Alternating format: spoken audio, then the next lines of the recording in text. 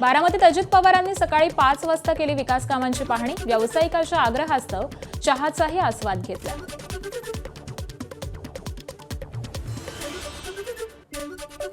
Chandrapur kidney विक्री प्रकरणामध्ये एसआयटीच्या तपासातून चीन कनेक्शन समोर। चायनीज सर्जननं चंद्रपूरच्या रोशन कुळे याची किडनी काढून 12 तासांच्या आत चीनच्या एका रुग्णालयाला ट्रान्सप्लांट केली। 2 आरोपींच्या जबाबामुळे या आंतरराष्ट्रीय जाळ्याचा भांडाफोड झालाय।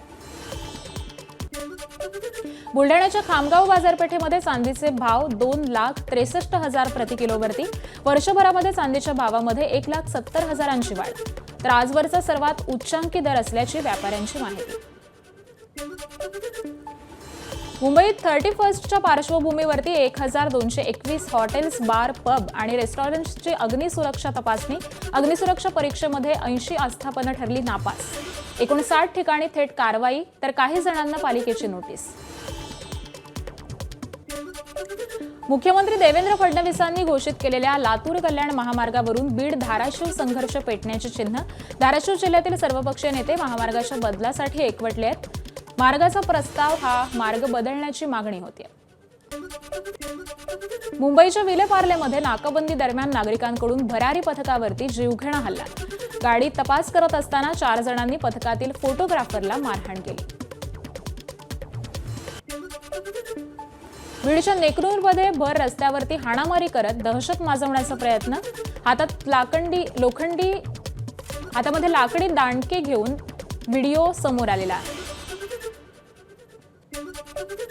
बदलापुरात किरकोळ कारणावरून एसटी महामंडळाच्या बस चालकाला बेदम मारहाण। बस मागे पुढे घेण्याच्या कारणावरून मारहाण झाल्याची माहिती।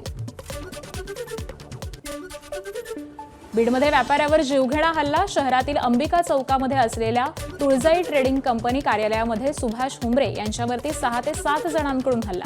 पोलिसांकडून घटनेचा तपास सुरू।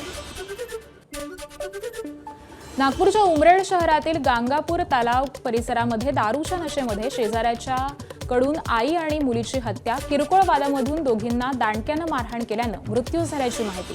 पोलिसांकडून आरोपीला अटक। यवतमाळ शहरामध्ये विविध भागांमध्ये गरफोडी करून चोरीच्या दागिन्यांची विक्री करणाऱ्या तिघांना अटक। 3.5 लाख रुपयांचा मुद्देमाल जप्त। नायलॉन मांजामुळे तरुणाच्या गळ्याला 10 टाके। निफाडच्या कसबे सुकेने या भागातील घटना। पोलिसांकडून कारवाईनंतर नाशिकच्या ग्रामीण भागामध्ये विक्रेत्यांकडून मांजाचा सर्रास वापर सुरू आहे। नाशिकमध्ये म्हसरूळ आडगाव लिंक रोडवरती भीषण अपघात। दुचाकी खड्ड्यामध्ये आदळून पोलीस हवालदाराच्या पत्नीचा दुर्दैवी मृत्यू।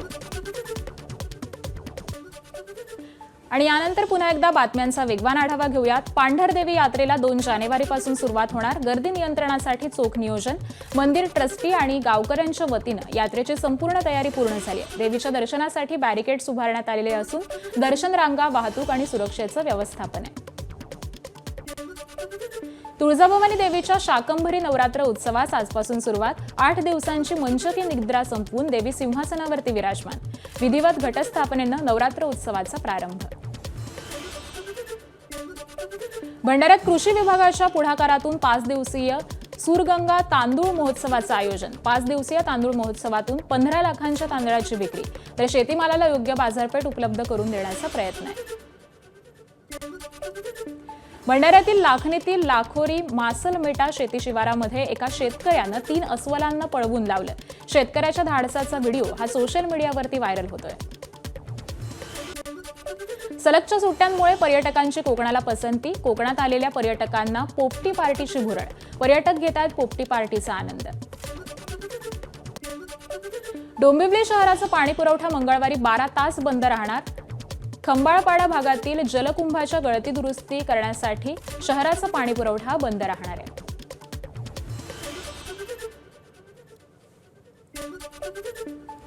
गडचिरोली पोलीस विभागाच्या वतीनं महामॅरेथॉनचं आयोजन। महामॅरेथॉनमध्ये धावलेत 14,000 स्पर्धक। 3 किलोमीटर, 11 आणि 21 किलोमीटर अशा वेगवेगळ्या गटामध्ये मॅरेथॉन। अरवली पर्वतरांग प्रकरणाची सर्वोच्च न्यायालयाकडून दखल। उद्या 3 न्यायाधीशांच्या खंडपीठासमोर सुनावणी होणार।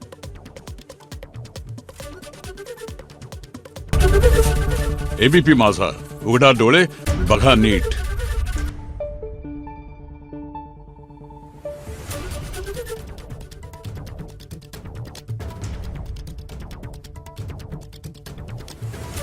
आहे